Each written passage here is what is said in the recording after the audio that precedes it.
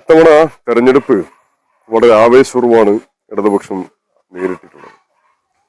ഇത്തവണ ഞങ്ങൾ തികഞ്ഞ ആത്മവിശ്വാസത്തിലാണ്. പ്രത്യേകിച്ച് ഒഞ്ചിയം ഉൾപ്പെടെ കഴിഞ്ഞ വർഷം നഷ്ടമായിട്ടുള്ള 3 പഞ്ചായത്ത്, ആ 3 പഞ്ചായത്തിൽ ഇത്തവണ സുനിശ്ചിതമായും ഇടതുപക്ഷം ചെയ്യും. അതോടൊപ്പം നിലവിൽ ഭരണത്തിലുള്ള ചോറോട് ഗ്രാമപഞ്ചായത്തും വടകര ബ്ലോക്ക് പഞ്ചായത്തും നില മെച്ചപ്പെടുത്തി അധികാരത്തിൽ വരിക തന്നെ ചെയ്യും. ഇതുവരെയുള്ളൊരു പോളിംഗ് പരിശോധിച്ചു കഴിഞ്ഞാൽ ഇടതുപക്ഷത്തിന് അനുകൂലമായിട്ടുള്ള വലിയ ഒരു ട്രെൻഡ് പൊതുവെ കാണുന്നു. പ്രത്യേകിച്ച് ഇടതുപക്ഷത്തിന്റെ പ്രവർത്തകരെല്ലാം ആവേശത്തിലാണ്. ഐക്യത്തോടുകൂടി ഇടതുപക്ഷത്തിന്റെ അവസാനത്തെ വോട്ടറെ പോലും പോളിംഗ് സ്റ്റേഷനിൽ എത്തിക്കാനുള്ള ഒരു വലിയ പ്രയത്നത്തിലാണ് ഇടതുപക്ഷത്തിന്റെ പ്രവർത്തകരായി ഇപ്പോൾ ഉള്ളത്.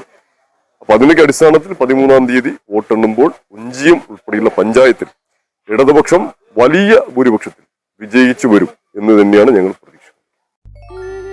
അല്ല, ഇന്ന് നല്ല സന്തോഷത്തിലാണല്ലോ. അതെ, സന്തോഷത്തിലാണ്.